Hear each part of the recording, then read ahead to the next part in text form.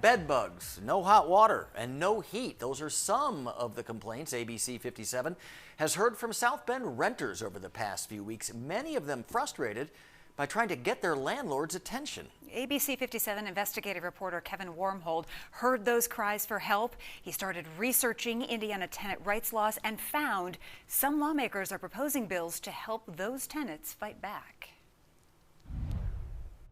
Our newsroom has been flooded with emails and phone calls about unsafe, unlivable conditions. But what's the cause of these issues, and why do tenants in Indiana feel powerless to stop it? It's dangerous.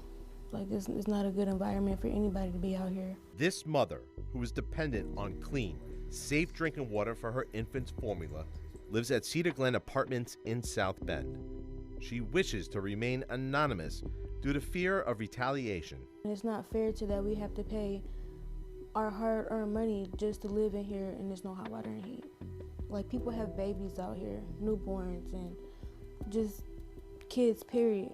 She is just one of many South Bend tenants who are living in what they say are unsafe conditions. According to records obtained by ABC 57 News from the city through the Freedom of Information Act, the privately owned property, Cedar Glen Apartments, had 35 calls to code enforcement complaining about living conditions since 2022. 13 of those calls involved hot water issues, and 8 calls about the lack of heat. Carl King Tower, another privately owned property, has complaints of bedbug infestations and no hot water. Carl King Tower is owned by an investment company out of New Jersey and has a mailing address to a P.O. box in Atlanta, making it difficult to get help from the property owner. But it's not just apartment complexes in South Bend having problems. This home on LaPorte Avenue in South Bend was the scene of a tragic fire last month, which took the lives of 6 young children, including a baby. While we still don't know the cause of that fire, the home failed a federal safety inspection last year, prompting the former tenant to move out for safety concerns. We spoke to the new director of the Housing Authority, Marcia Parham Green, about the LaPorte Avenue inspection. We went there and found deficiencies. They had not cured the deficiencies, and the family had relocated out of the unit because they did not feel safe. Democratic State Senator David Niedzgotsky voiced his concerns about the tragedy.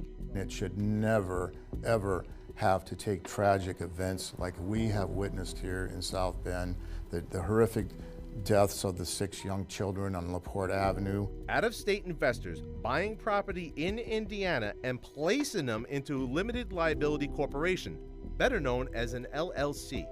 This offers an investor a layer of protection because now each property is its own business. Brian Karp is an expert real estate investor who has invested in more than 20 properties himself. All of them are LLCs. He tells me this is common practice and legal to do. God forbid there was an issue or a problem at one of the properties, we wouldn't want somebody who was trying to shake us down to pierce the veil and go after some of our other assets. The current laws in Indiana make it easy for investors to buy distressed property with low risk. Nell Collins is an attorney who worked with Pro Bono Indiana, a free legal resource available for tenants. Indiana is a state that's considered to be landlord friendly. That means that tenants have fewer protections in Indiana than they do in a lot of other states. Most tenants may be frustrated when repairs don't get done, but it's important to know if there's an issue with damage to the unit or if there's a problem with the unit, they don't have the right to withhold rent. The Senate proposed 2 bills this year, 277 and 243. They both would have strengthened tenants' rights statewide. Republican Senator Greg Walker co-authored both of those bills. If they're willing to do so and able to do so and continue to pay for the property that is not habitable, that money would be held in an escrow account until the judge makes a determination, maybe through an inspection by the health department or whatever vehicle that takes, to hold those dollars until they could be released back to the landlord for having fulfilled their contractual agreement. The bill would have also put restrictions on out-of-state property owners. There's just one problem. Going forward, I don't see a lot of path this year, and so just wanted to say that myself and many others are going to perform a post-mortem on 2024. This is the third year in a row that tenant right bills have failed. I know you have a close relationship with Mayor Mueller Absolutely. in the city of South Bend. Is there anything that he could do to do something at the local level? I think that he could probably look to maybe try to work through with HUD and the Housing Development Corporation. And it's possible that maybe they could step up, with the ability that they have to perform inspections. I brought these questions to Mayor James Mueller himself. So the state has precluded the cities from doing a lot of things proactively. So it's called preemption when the state steps in and says a city or local governments are not able to take legislative action on certain things. So essentially, the city is restricted from creating local laws on matters like housing. This is one area where they have done that, and there are limited things that we can do without further state action.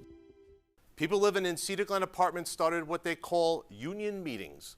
The goal is to communicate as a group with management company, hopeful that power in numbers could change their living conditions.